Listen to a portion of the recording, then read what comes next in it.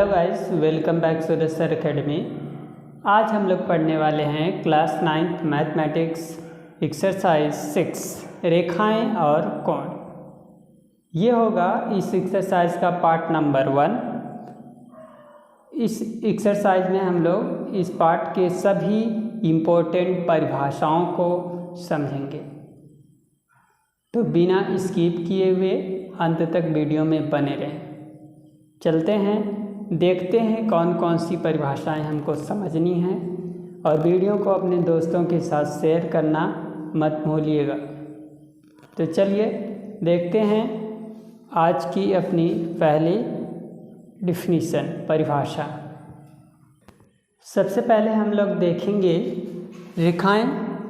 रेखाओं के बारे में, उसके बाद समझेंगे कोण के बारे में।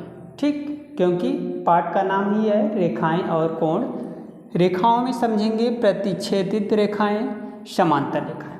पहले रेखाओं के बारे में समझ लेते हैं, उसके बाद फिर हम कोण के बारे में समझते हैं। देखिए, इसमें पहले दिया गया है रेखाएं ना। रेखाएं क्या होती हैं? वैसे आपको जनरली पहले पढ़ चुके हैं रेखाएं क्या होती है। रेखाएं मतलब वह लंबाई, ध्यान दीजिएगा, वह लंबाई जिसकी कोई चौड़ाई नहीं होती है उसे हम क्या बोलते हैं? रेखाएं। कहने का मतलब रेखाओं के पास लंबाई तो होती है लेकिन चौड़ाई नहीं होती है। मतलब यूँ इधर कह सकते हैं ये क्या है? आपकी रेखा है। एक रेखा और बना सकते हैं अपने मन से, ये भी क्या है? रेखा है। क्लियर? इसको हम क्या बोलेंगे? रेखाएं। दोनों अलग अलग मान लेते हैं, ये ए और ये बी, दोनों अलग अलग दो रेखाएं हैं। ठीक है, तो रेखाएं इस प्रकार से, इसमें चौड़ाई नहीं होती है, सिर्फ लंबाई होती है।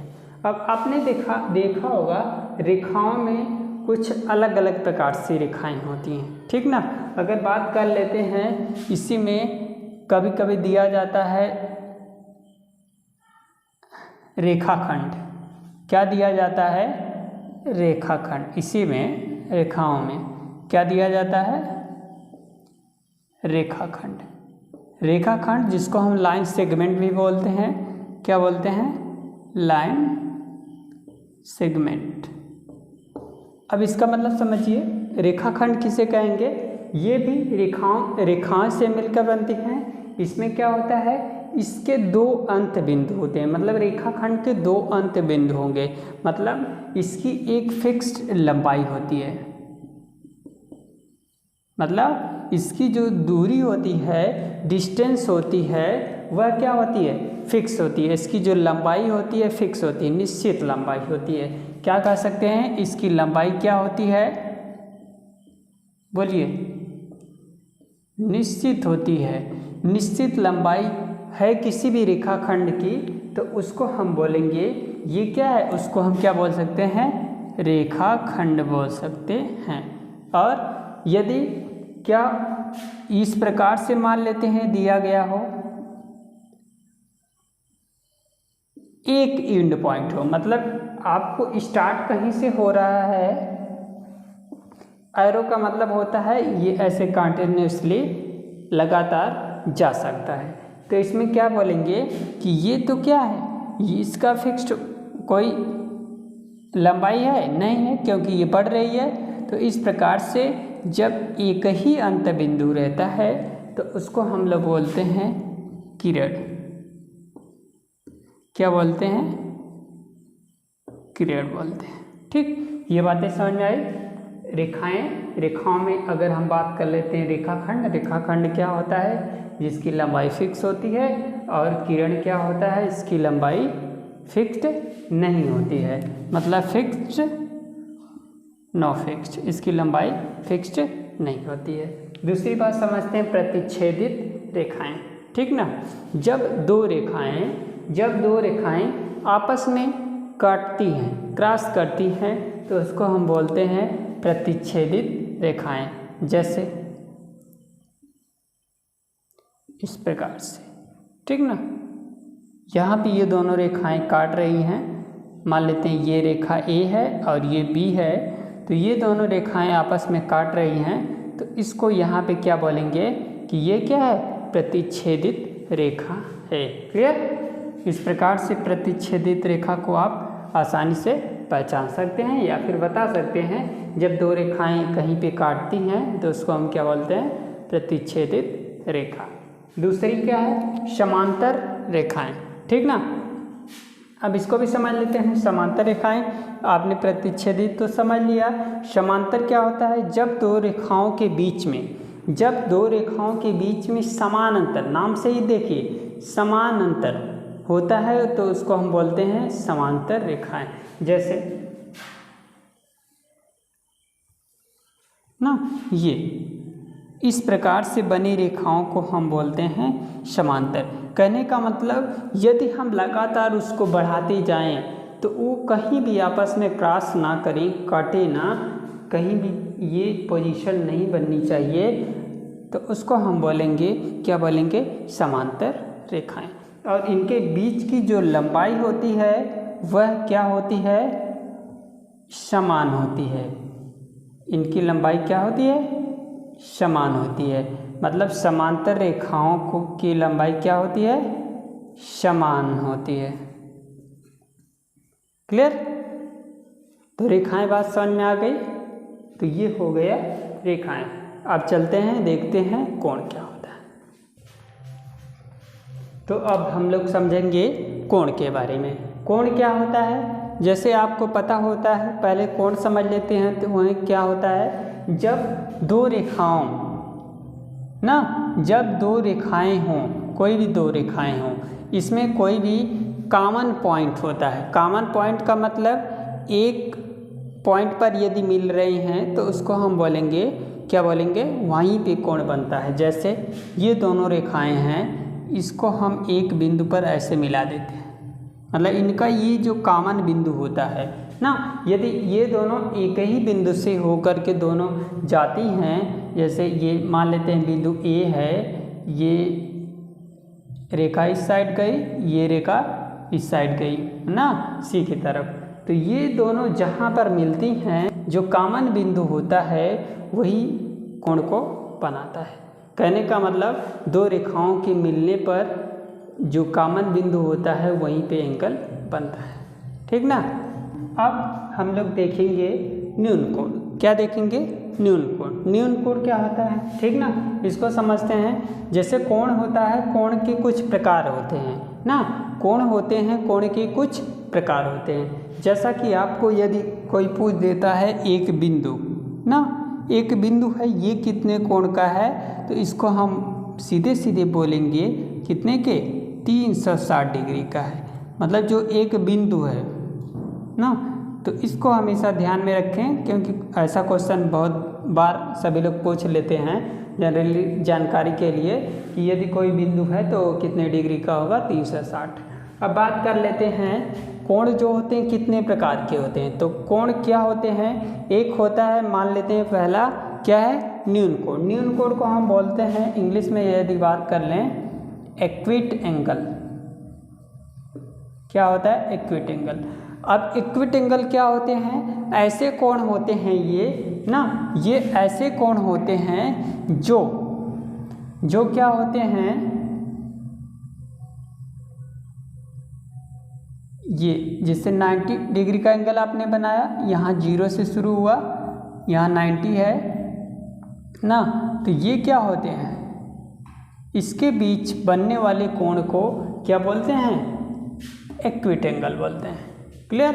मतलब 0 से अधिक होगा लेकिन 90 से कम होगा, 0 से अधिक और 90 से कम, यही ना, ये चीज़ ध्यान दीजिएगा। इसको क्या बोलेंगे, 0 से अधिक होना चाहिए, 90 से कम, ऐसे बने एंगल को हम क्या बोलेंगे, न्यून कोण। ठीक ना, जिसको एक्विट एंगल बोलते हैं। समकोण है, क्या है, समकोण को हम बोलते हैं राइट एंगल ना, राइट एंगल। अब राइट एंगल क्या होता है, सीधे सीधे जो 90 डिग्री का एंगल बनाता है, सीधे सीधे जो 90 डिग्री का एंगल बनाता है, वही ओनली वन, कौन सा, 90 डिग्री का कोण जो होता है उसी को हम लोग बोलते हैं समकोण। क्लियर? तो 90 डिग्री पर यदि कोई एंगल बनता है, कोण बनता है, तो उसको हम बोलेंगे समकोण। उसके बाद आते हैं अधिक कोण। अधिक कोण को हम क्या बोलेंगे?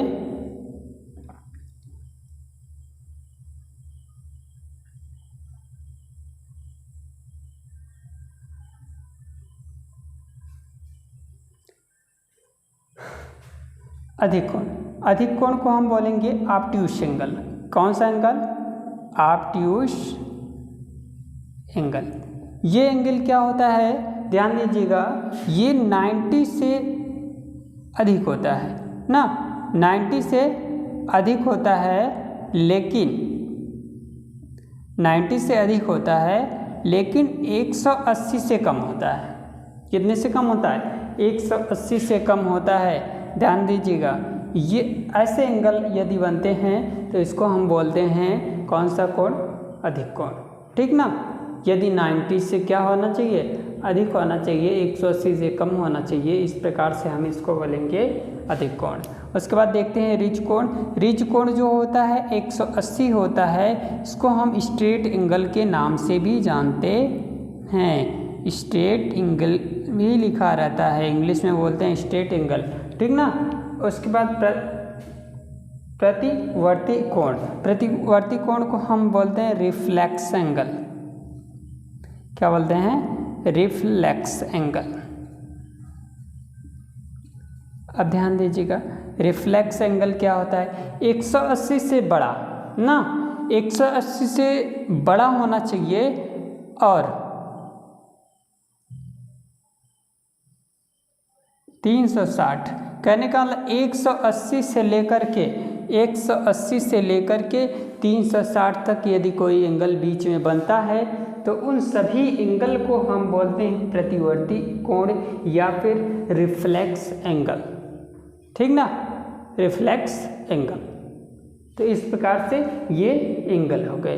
अब हम लोग कुछ आगे की परिभाषाओं को भी समझते हैं। तो चलते हैं, देखते हैं कुछ और कोणों को। जैसे कुछ कोणों को हम बोलते हैं पूरक कोण। पूरक कोण मतलब होता है कंप्लीमेंट्री एंगल। हाँ, क्या होता है? Complementary angle. अब ध्यान दीजिएगा, ये कंप्लीमेंट्री एंगल क्या होता है? कंप्लीमेंट्री एंगल का मतलब होता है यदि दो एंगल दिए गए हैं। क्या है? दो एंगल दिए गए हैं। यदि हम फिगर से बनाएं, ये दो एंगल है, दोनों एंगल को जोड़ने पर ना, दोनों एंगल को जोड़ने पर यदि क्या आ जाता है, इसको ए माने, इसको बी माने, मतलब ए प्लस बी, दोनों को जोड़ने पे यदि 90 आ जाता है, क्या आ जाता है? 90, मतलब दो एंगल हैं कोई भी, उसको जोड़ने पर यदि 90 आता है तो उसको हम बोलते हैं कंप्लीमेंट्री एंगल या फिर पूरक कोण। ठीक ना? अब देखिए समपूरक क्या होता है? समपूरक में क्या होता है? यदि दो एंगल को जोड़ने पर 180 आ जाए। ठीक ना? इस प्रकार से, जैसे मान लेते हैं यहाँ 120 है और यहाँ पे 60 है, तो ये दोनों एंगल यदि हम जोड़ें ना, जोड़ने पर क्या आ जाए? 180। दो एंगल को जोड़ने पर क्या आ जाना चाहिए? 180 आ जाना चाहिए। यदि ऐसी कंडीशन कहीं भी बनता है तो उसको हम क्या बोलेंगे? समपूरक कोण, जिसको इंग्लिश में बोलते हैं सप्लीमेंट्री एंगल। क्या बोलते हैं? Supplementary angle. ठीक ना? अब देखते हैं आसन्न कोण। आसन्न कोण को हम बोलते हैं एडजेसेंट एंगल। एडजेसेंट एंगल ये क्या होता है? इसमें जैसे हम बनाते हैं, फिगर से समझाते हैं। ये मान लेते हैं एक फिगर हो गया ना, यूं ए बी सी, ये मान लेते हैं डी ना। देखिए ये एक बिंदु है ना, यहाँ से ये कॉमन बिंदु से बनने वाला, यदि दो एंगल के बीच में एक बिंदु जो एक भुजा जो होती है वह क्या होती है, दोनों में होती है। यदि एक भुजा दोनों में है तो ऐसे को हम बोलते हैं आसन्न कोण, या फिर एक एंगल के जो पड़ोसी वाला एंगल कोण होता है उसी को हम बोलते हैं आसन्न कोण। यदि हम इसको एक और फिगर से समझते हैं, यदि इस प्रकार से दिया गया है, तीन कोण इसमें बना है, यदि इसको ए बी सी ना इस प्रकार से देखते हैं, ये दोनों कोण जो बने हैं ए बी ना, ए बी कोण ये क्या कहलाएंगे, आसन्न कोण कहलाएंगे। बी सी क्या कहलाएंगे, बी सी आसन्न कोण कहलाएंगे। लेकिन ए और सी क्या कहलाएंगे, आसन्न कोण नहीं कहलाएंगे। क्लियर, क्यों आसन्न कोण नहीं कहलाएंगे, क्योंकि ये अलग है। तो जो पड़ोसी मतलब पास वाले दो एंगल होते हैं उसको हम बोलते हैं आसन्न कोण। और सिंपल वे में बोलें तो क्या होती है परिभाषा, कि दो कोणों के बीच में यदि कोई भुजा क्या होती है, कॉमन होती है, तो उसको हम बोलते हैं आसन्न कोण। ठीक ना, तो ये हो गया आपका आसन्न कोण भी। अब तो चलिए देखते हैं कोणों का रैखिक युग्म और शीर्षाभिमुख कोण क्या होता है। सबसे पहले हम लोग समझेंगे कोणों का रैखिक युग्म क्या होता है। अब देखिए, इसको हम इंग्लिश में बोलते हैं लीनियर पेयर ऑफ एंगल। ठीक, लीनियर पेयर ऑफ एंगल इसको हम बोलते हैं।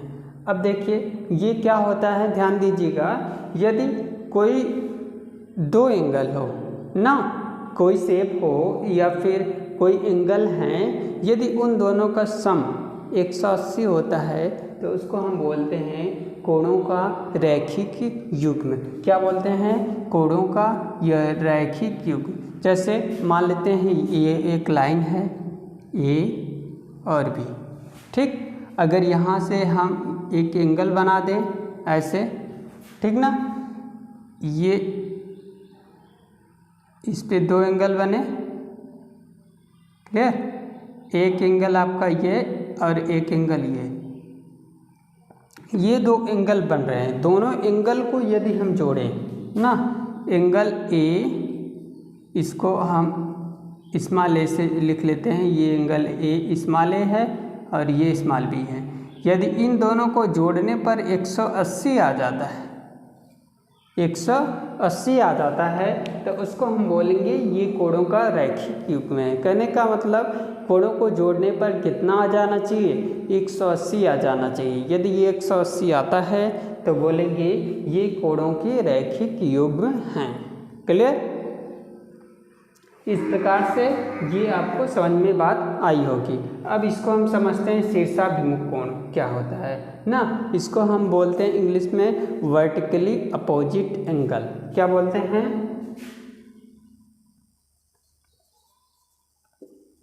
वर्टिकली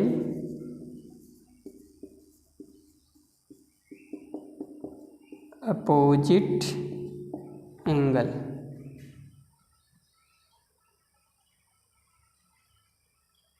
ठीक, वर्टिकली अपोजिट एंगल।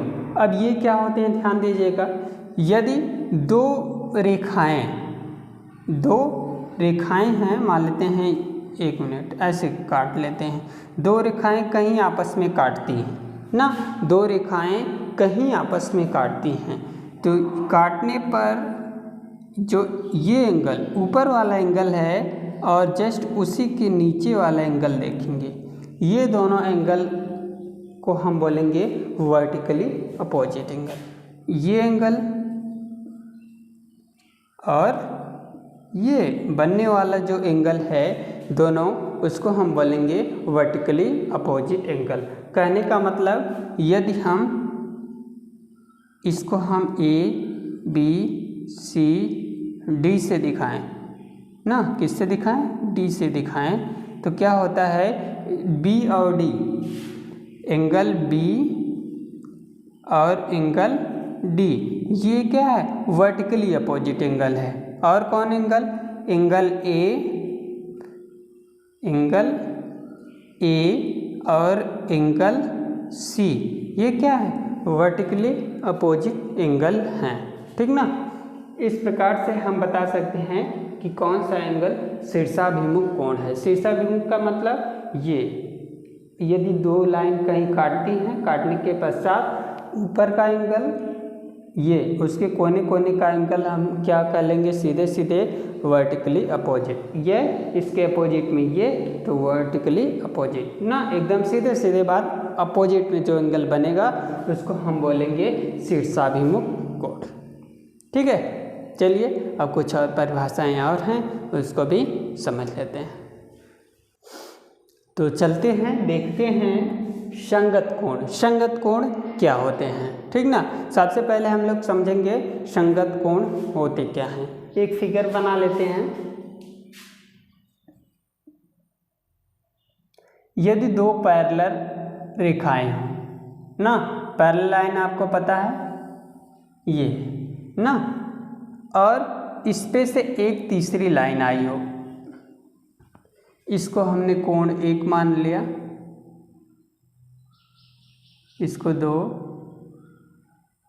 इसको 3, 4, 5, 6, 7, 8 हमने एंगल लिख दिया ना। इतने एंगल बन रहे हैं इसमें। अब ध्यान दीजिएगा क्या क्या कैसे कैसे करना है। अब पहला है संगत कोण। संगत कोण का मतलब दो कोण, ऐसे कोण हो जिसको जोड़ने, जो पास वाले कोण होते हैं उसको हम संगत कोण बोलते हैं। संगत कोण मतलब, अब जैसे ध्यान दीजिएगा, इसमें देखेंगे यहाँ पे जो कोण बन रहा है ना, ये यहाँ पे कौन सा कोण बन रहा है, कोण 1 ना, कोण 1। और फिर इसमें देखेंगे कोण 1 के स्थान पे, एंगल 1 के स्थान पे एंगल कौन सा है, 5, एंगल 5। क्लियर। तो ये इसका संगत कोण कहलाएगा। ठीक ना, कौन सा कोण कहलाएगा, संगत कोण। दूसरा अगर देख लें, एंगल 2 बराबर किसके होगा, एंगल 6 के। और एक बात, ये एंगल भी बराबर होगा। ये संगत कोण आपस में बराबर होते हैं। संगत कोण आपस में बराबर होते हैं। कब बराबर होते हैं, जब दो रेखाएं समांतर होती हैं। ये दोनों लाइन यदि समांतर हैं, अभी हम लिख रहे हैं, समांतर रेखाओं पर संगत कोण क्या होते हैं, बराबर होते हैं, बराबर होते हैं। यदि रेखाएं समांतर हो, यदि रेखाएं समांतर हो तो संगत कोण भी बराबर होंगे, इसीलिए हमने बराबर लगा दिया। अब कोण 3 किसके बराबर होगा, बोलिए, कोण 7 के। और कोण 4 किसके बराबर होगा, कोण 8 की। तो इस प्रकार से ये सभी कोण क्या होंगे, बोलिए, संगत कोण कहलाएंगे। क्यों संगत कोण कहलाएंगे, क्योंकि ये समांतर रेखाओं पर बने हुए हैं ना। समांतर रेखाओं पे बनने वाले जो संगत कोण होते हैं वह भी क्या होते हैं, आपस में बराबर होते हैं, इसीलिए हम लोग बराबर लिख दिए हैं। तो इस बात को हमेशा याद रखना कि समांतर रेखाओं का जो संगत कोण होते हैं आपस में बराबर होते हैं।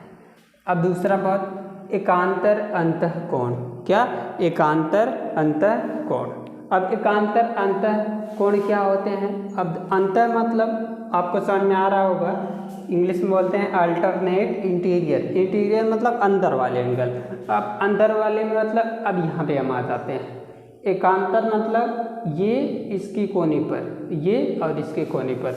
अब ध्यान दीजिएगा कौन सा एंगल होने वाला है, एंगल 3 बराबर होगा 6 के, एंगल 6 के।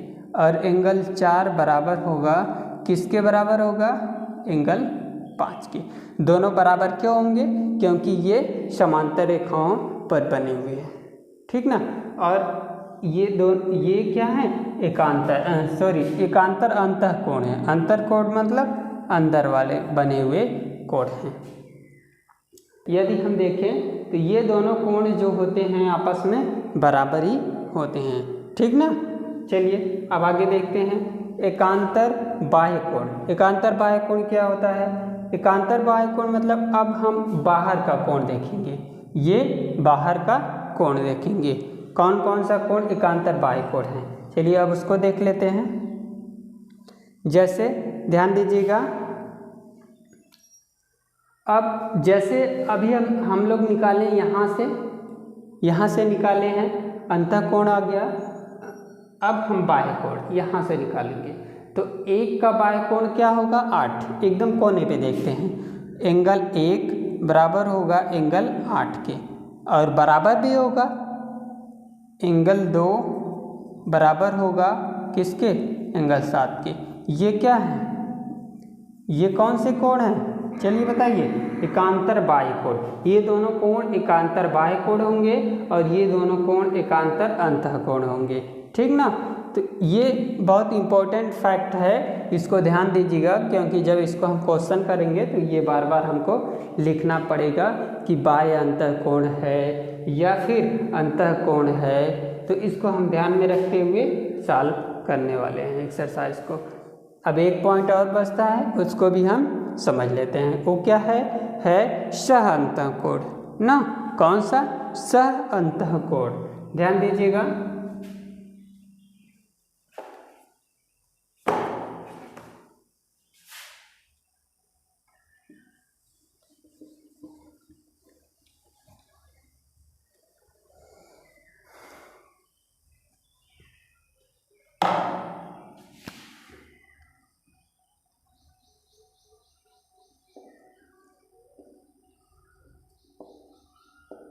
सह अंतःकोण, ठीक। सह अंतःकोण, सह अंतःकोण क्या होता है, इसको हम लोग इंग्लिश में बोलते हैं को इंटीरियर एंगल, को इंटीरियर एंगल, ठीक ना। ये तो क्लियर हो गया, इसको हम इंग्लिश में क्या बोलते हैं। अब अंतःकोण, सह अंतःकोण क्या होता है, इसको देखते हैं। ध्यान दीजिएगा, अंतःकोण तो यही है, आपको पता है 4 अंतःकोण हैं। सह अंतःकोण मतलब जो एकदम साथ में अंतःकोण बने हुए हैं, ठीक ना। ये कोण और ये कोण ना, हमेशा हम जब भी कंपेयर करेंगे तो इससे और इससे, मतलब यदि हम इसको पॉइंट ए मान लें, इसको पॉइंट बी मान लें, ठीक। ऐसा जब हम कर लें तो जब भी कंपेयर करेंगे ए और बी में करेंगे, ठीक ना। अब देखिए अंतःकोण क्या होगा, सह अंतःकोण एंगल 3 और एंगल 5, एंगल 4 और एंगल 6, ठीक। ये 2 बात क्लियर। अब हम ये देखेंगे जो सह अंतःकोण होते हैं उनका जो योगफल होता है, जोड़ होता है, कितना होता है 180 अंश होता है। कितना, तो जैसे ये दोनों कोण हैं एंगल 3 प्लस एंगल 5 बराबर होता है 180 की, ठीक ना। ये कंडीशन कब फॉलो होती है, जब यह समांतर होती है। कब, समांतर रेखाओं पर, समांतर रेखाओं पर क्या होता है, ये जो सह अंतःकोण होते हैं उनका योगफल 180 अंश होता है। इस प्रकार से ये थी कुछ आज की बेसिक परिभाषाएं, इंट्रोडक्शन था ये चैप्टर। तो इस चैप्टर में आई होप आपको सारी बातें समझ में आई होगी। यदि कोई डाउट होता है तो कमेंट सेक्शन में कमेंट करना मत भूलिएगा, और इस वीडियो को ज़्यादा से ज़्यादा अपने दोस्तों के साथ शेयर करिएगा। तो फिर मिलते हैं अगले वीडियो में, तब तक के लिए take care, bye bye, thank you for watching.